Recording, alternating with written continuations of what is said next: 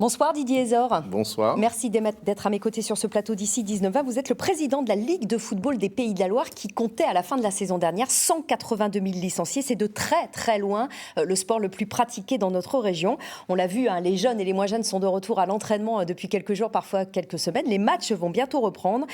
Mais en cette rentrée, votre Ligue a voulu insister sur un point, c'est l'ambiance sur et autour des terrains, que certains n'avaient pas hésité à qualifier la saison dernière de détestable, en cause des comportements agressifs, irrespectueux de joueurs, d'encadrants, de parents.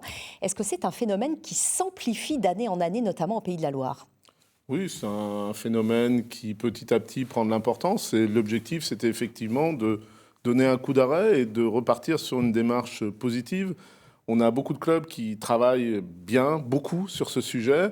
Et c'est aussi mettre en avant ces bonnes pratiques, mais aussi avoir une politique du territoire, c'est-à-dire Ligue et District, qui accompagne ces clubs. Alors on va en parler dans un instant. Mais quand vous dites que c'est un phénomène qui s'amplifie, dans quelle mesure ? Il y a eu combien, par exemple, de matchs problématiques la saison dernière ? Sur les compétitions régionales, uniquement régionales, on a eu 95 incidents.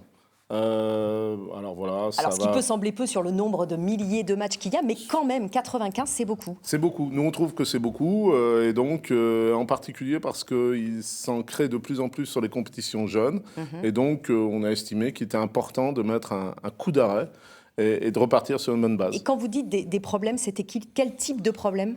Généralement, ça part des énervements sur le terrain qui provoquent des échauffourées, mais ça continue avec des problèmes avec les spectateurs, d'insultes, etc., parfois de bagarres entre spectateurs. Donc, c'est tout ça qu'il faut arrêter. Et est-ce qu'on entend, parce qu'on va venir aux joueurs et aux arbitres dans un instant, mais que ça se passe aussi au bord des terrains, les parents posent problème de plus en plus ?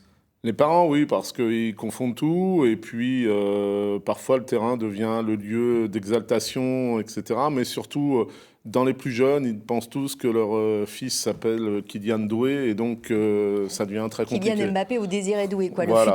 La future star du football français.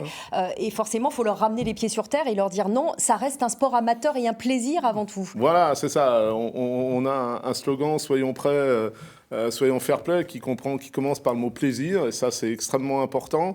Et puis aussi, il y a des dirigeants, des accompagnateurs d'équipe qui se battent toutes les semaines pour que justement les jeunes et les moins jeunes prennent du plaisir, et donc c'est eux qu'il faut aider et accompagner. Et pour les aider, vous avez mis en place un certain nombre de décisions, notamment pour aider les arbitres. Vous leur donnez par exemple la possibilité de mettre en place des pauses d'apaisement ou des cartons blancs. Ça consiste en quoi ? Alors en fait, Philippe Gallo, le président de la Fédération française de football, avait insisté sur cette protection des arbitres. La direction de l'arbitrage a proposé à l'ensemble des territoires 3 mesures. La pause d'apaisement, le match énerve, l'arbitre sent que ça va partir, il calme tout le monde, chacun dans sa surface de réparation, le temps que ça se calme. Deuxième temps, le carton... Donc on suspend le match pendant quelques minutes. Voilà. Deuxièmement, le carton blanc qui s'adresse aux joueurs. C'est un joueur qui va contester vivement les décisions de l'arbitre en insistant. Bien là, carton blanc, 10 minutes. Voilà. Et troisième temps, c'est le carton blanc aux officiels du banc, c'est-à-dire un dirigeant, un éducateur qui, là aussi, conteste vivement avec répétition et qui peut être sanctionné d'un carton blanc. Et là, c'est le capitaine qui sort 10 minutes. Et ça, vous espérez que ça pourra suffire ? Nous, on est persuadés. On est persuadés qu'en fait, tout le monde, et on le voit quand on regarde ce qui se passe, pour une fois, on va donner le bon exemple des professionnels, puisque effectivement, aujourd'hui, la contestation des arbitres systématique, elle a énormément diminué sur les professionnels. Et donc là, elle va diminuer parce que celui qui va contester va pénaliser son équipe. Et va devenir stigmatisé. Voilà. C'est votre objectif. Merci beaucoup Didier Ezor d'être venu nous parler donc en cette rentrée sportive et notamment de ce plan que vous avez présenté. Je précise aussi que votre ligue va lancer le challenge Fair Play. C'est important. Au cours de cette saison, on en reparlera. Merci à vous. Merci beaucoup.